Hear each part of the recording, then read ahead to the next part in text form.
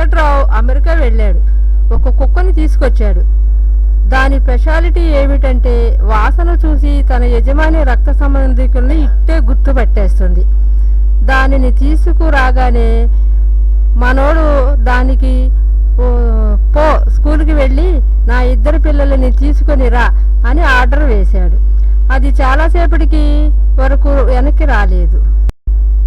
ఓ గంట తర్వాత అది 5 పిల్లల్ని వెతికి తీసుకువచ్చింది. అందులో 2 పని మనిషి పిల్లలు, 2 పక్కింటి వాళ్ళ పిల్లలు, ఒకడు సెక్రటరీ కొడుకు. వెంటనే వాళ్ళ ఆవిడ పళ్ళు పటా పటామని కొరుకుతూ మూలనున్న రోకలి తీసింది. అంటే వీళ్ళందరూ నీకు పుట్టిన వాళ్ళేనా? వెంకట్రావు, ఆ విషయం తర్వాత చెప్తా, కానీ ఇది మన 2 పిల్లల్ని ఇంటికి తీసుకురాలేదు. ముందుగా దీనికి సమాధానం చెప్పు.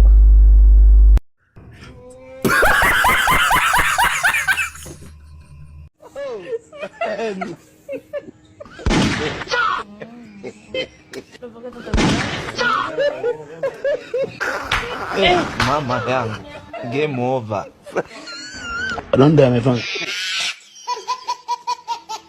ఏమిటో నా తలరాత ఇట్లా ఏడ్చింది.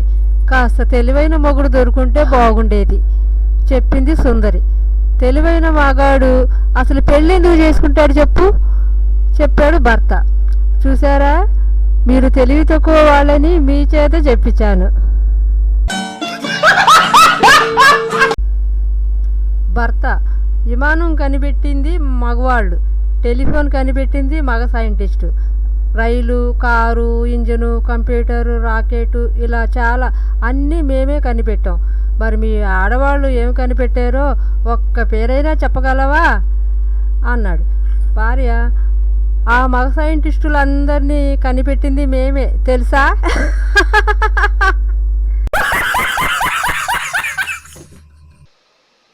సుబ్బారావు అర్ధరాత్రి తన గర్ల్ ఫ్రెండ్ కి ఫోన్ చేసి చెప్పాడు, ఐ మిస్ యూ హనీ అని.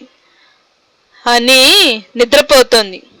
నువ్వు మాట్లాడేది తేనె పట్టుతో, ఓ మగ కంఠం కఠినంగా చెప్పింది. ఆ పాపారావు గారింట్లో కుక్క లేదు కదా, మరి కుక్క ఉందని జాగ్రత్త పోటు పెట్టాడేంట్రా? ఓ అదా, వాడికి మొన్ననే పెళ్ళయిందిలే అందుకని. భార్యను లొంగ తీసుకోవటం ఎలా అనే పుస్తకం రాసింది మీ వారేనా? అవునండి. ఆయన ఒకసారి పిలుస్తారా? అభినందించాలి.